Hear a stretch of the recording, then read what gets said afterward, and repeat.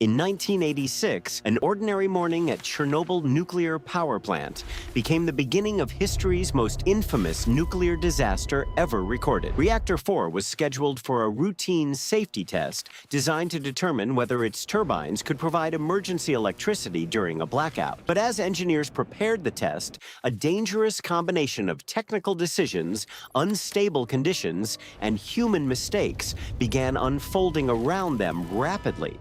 The reactor entered an increasingly unstable state, while operators struggled to understand how quickly the situation was changing around them that night. Then, shortly after 1:23 in the morning, Reactor 4 exploded, tearing through the building and exposing its radioactive core to atmosphere.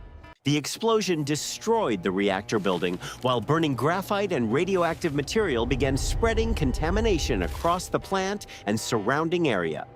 Firefighters arrived believing they were facing an ordinary industrial fire, unaware that invisible radiation was already exposing them to extreme danger. Above the destroyed reactor, flames illuminated the night sky, while radioactive particles escaped upward and began traveling beyond the plant boundaries. Inside the control room, operators confronted a disaster that seemed impossible because the reactor they had watched suddenly no longer existed. As emergency crews fought the fires, radiation levels climbed dangerously, forcing authorities to confront a threat they could neither see nor immediately contain. The nearby city of Pripyat remained unaware of the scale of the disaster, as residents continued their morning routines beneath an invisible threat. Authorities initially hesitated, delaying evacuation while radiation measurements revealed conditions far more dangerous than officials publicly acknowledged during those critical hours. Meanwhile, helicopters approached the destroyed reactor, dropping materials intended to suppress fires and limit radioactive emissions from the exposed core. Crews worked above the burning reactor under extraordinary conditions, receiving radiation doses that would permanently change many lives within days afterward. By afternoon, officials finally ordered Pripyat evacuated, sending thousands of residents away with little warning and almost no understanding of what happened. Buses filled the streets as families left behind homes, belongings, and ordinary lives, believing they would return within only a few days. They thought they were fighting a fire. They couldn't see it yet. The real danger was already everywhere. The firefighters kept working even as their bodies started telling them something was terribly wrong. But they still didn't know. And then something changed. These men had entered fighting a fire. Now they were leaving it sick. But inside the hospital, nobody was ready for what came next. The patients kept getting worse, much faster than expected. Doctors were treating the symptoms, but something didn't fit. Why were these men getting worse so quickly? The doctors saw the damage, but they couldn't see where it started. And that missing piece changed everything. The trail was pointing backward, away from the hospital, past the city, straight toward the reactor. Then the numbers changed everything. The exposure wasn't random. It was spreading from one place, and that place was getting closer. And then the pattern became impossible to ignore. Every trail led back to Reactor 4, but nobody knew why yet. They had found the source. But the real mystery was worse.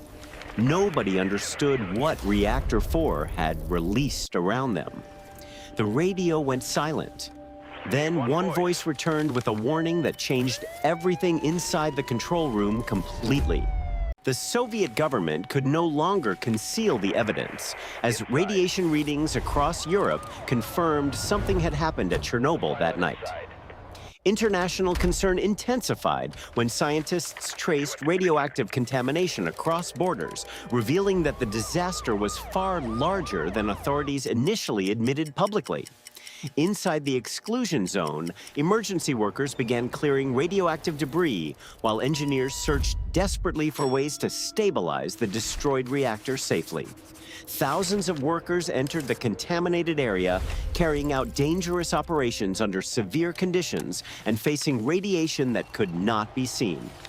Temporary shelters and protective structures were planned around Reactor 4, but the scale of destruction made every solution extremely difficult and uncertain. Meanwhile, radioactive contamination continued spreading through air, soil, water, and food chains, creating consequences that would last for decades across generations. Then the first reports arrived. People were feeling strange. Animals were acting differently, and nobody could explain why that night outside there. One strange report meant nothing. 10 were concerning. But when the locations were mapped together, something impossible began taking shape before them. Then the lines met at one place: Reactor 4. Suddenly, every strange report had a destination, and the room went silent. Now the question was no longer what had happened. It was how far the invisible danger had traveled through the city already. The numbers kept rising. Every new measurement pushed the map farther outward until the safe zone itself became impossible to trust. Someone finally understood the pattern. The warning was no longer about the reactor. It was about everyone living beyond its walls that night. The order finally came: get people out. But outside, the city was still moving, unaware of what waited around them. But evacuation would not be immediate. The buses needed time, the streets needed coordination, and the invisible threat kept spreading quietly outward. The first buses finally arrived. Doors opened, engines started, and slowly families began leaving without understanding why they had to go. People boarded quietly, watching familiar streets disappear behind them. Nobody knew the reason yet, and that silence made everything feel strangely normal. Then, somewhere beyond the evacuation route, another measurement appeared. It was small, distant, and strange enough to change everything again. One strange reading could be dismissed. Then another appeared nearby, and suddenly the first clue no longer looked like coincidence. Two signals were now pointing outward. The map had changed, and investigators had to ask where the pattern would lead next. Investigators extended the search beyond the known readings. If the pattern continued, the next measurement could reveal how far the contamination reached. The search reached farther than expected. Another detector confirmed the signal, placing the invisible boundary beyond every earlier estimate. No visible smoke marked the boundary. Only instruments could see it, quietly drawing an invisible line across fields, roads, and settlements. The strangest part was the silence. Inside the newly marked zone, life looked ordinary, while the instruments quietly told another story. The instruments had answered one question, but created another. How could officials protect people from something nobody could see, smell, or understand? The officials now faced a harder decision: evacuate more people or wait for stronger evidence while the invisible danger continued spreading outward. Waiting was no longer neutral. Every new reading expanded the risk, while every minute of delay made the decision harder to reverse. Eventually, the evidence became impossible to ignore. Officials expanded the evacuation, moving people farther from a danger they still could not see. The roads began emptying slowly. Buses carried families outward, leaving behind streets that looked unchanged, quiet, and strangely ordinary. Some residents remained behind.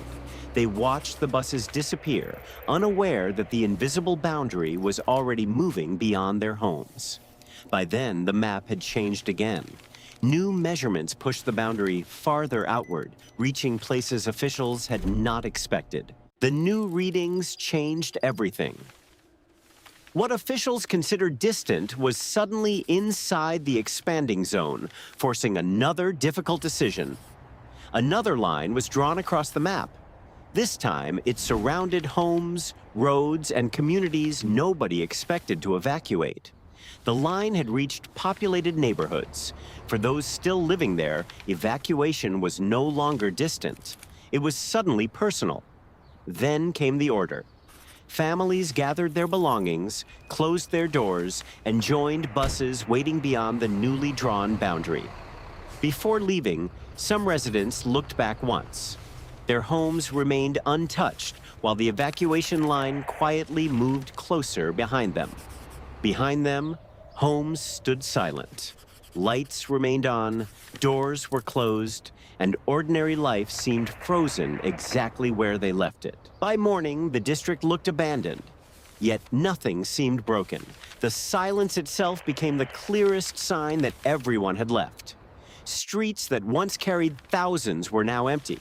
Only wind moved through them while the invisible danger remained completely unseen. Nothing marked the danger from the street. No smoke, no flames, no warning. Only instruments revealed what human eyes could not. The streets remained silent, but the instruments told another story. Every new reading added weight to an invisible, growing pattern. One reading could be dismissed.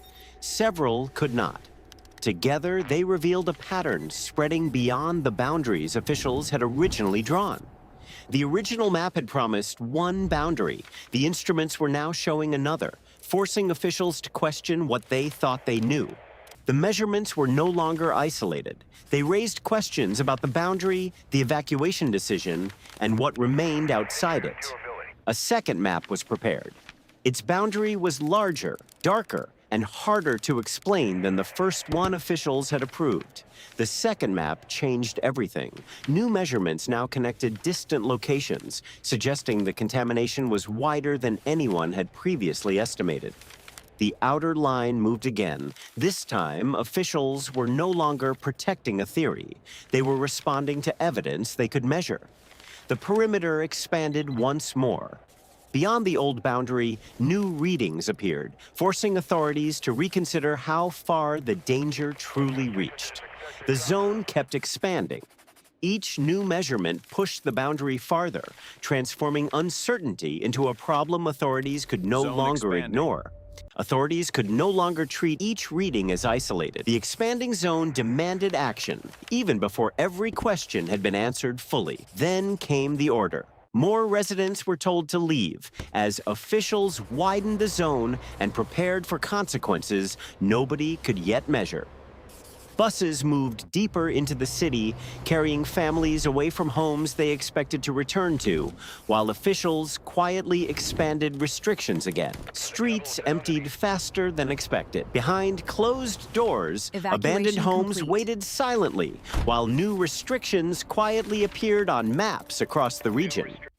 The silence spread across neighborhoods once filled with ordinary life, leaving behind questions that official maps could no longer fully contain alone. Then the numbers changed again. Measurements from farther districts began appearing, revealing a pattern officials could no longer dismiss as coincidence. Directly, 31 people died in the disaster's immediate aftermath, while international assessments distinguished these confirmed deaths from uncertain long-term radiation mortality estimates.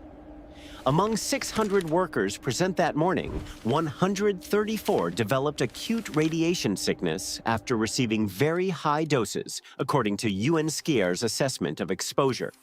28 of those workers died during the first 3 months. Another 19 later died from causes not necessarily linked to radiation exposure. Thousands of children exposed to radioactive iodine later developed thyroid cancer, making long-term health effects one of Chernobyl's clearest documented health legacies. 30 workers died within weeks, while 28 suffered fatal radiation injuries. Later deaths cannot automatically be attributed to radiation exposure. The clearest long-term radiation effect was thyroid cancer among people exposed young, especially children who received radioactive iodine through contaminated milk. Reactor 4 never restarted after 1986. Today, its destroyed core remains isolated beneath the new safe confinement structure. After the February 2025 drone strike damaged the confinement, repairs continued. Authorities reported no radioactive release above established regulatory limits. Pripyat remains evacuated, its apartment blocks and streets largely empty. while vegetation continues reclaiming spaces once occupied by thousands of residents. 40 years later, Chernobyl is monitored rather than operating. Reactor 4 remains confined, and Pripyat remains evacuated inside the exclusion zone.